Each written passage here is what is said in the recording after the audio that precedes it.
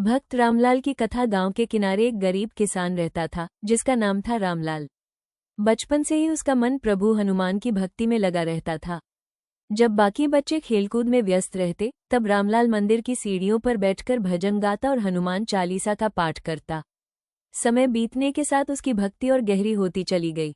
खेतों में हल चलाते समय, रास्तों पर चलते हुए, यहाँ तक कि नींद में भी उसके होठों पर सिर्फ जय हनुमान, जय बजरंगबली का नाम रहता। गांव वाले उसका मजाक उड़ाते और कहते, ये तो पागल हो गया है, भगवान के नाम में सुध बुध खो बैठा है। गांव पर संकट। एक वर्ष गांव में भीषण अकाल पड़ा। खेत सूख गए, कुएं और तालाब खाली हो गए, लोग भूख प्यास से परेशान हो उठे। चारों ओर निराशा छा गई। लेकिन उस कठिन समय में भी रामलाल दिन रात मंदिर में बैठा हनुमान चालीसा का पाठ करता रहा। उसकी आंखों से आंसू बहते, लेकिन विश्वास अडिग था।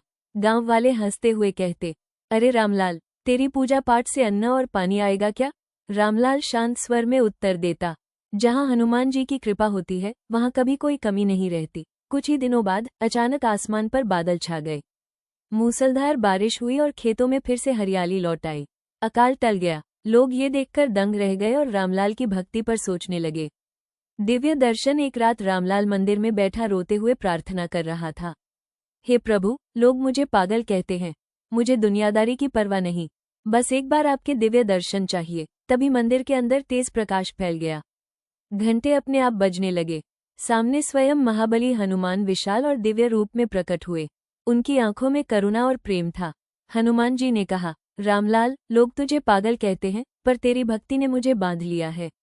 सच्चा प्रेम संसार की समझ से परे होता है। इतना कहकर वे अंतर्धान हो गए। गांव का परिवर्तन। अगले ही दिन से गांव वालों की दृष्टि बदल गई। अब वे रामलाल को पागल नहीं कहते थे, बल्कि उसे हनुमान जी का प्रिय भक्त मानने लगे। उसकी भक्ति से प्रेरित होकर बहुत से लोग भी प्रभु के नाम में रमने लगे। रामलाल की कहानी ने ये सिखाया, जिसे दुनिया पागलपन कहती है, वही सच्चे हृदय से की गई भक्ति होती है।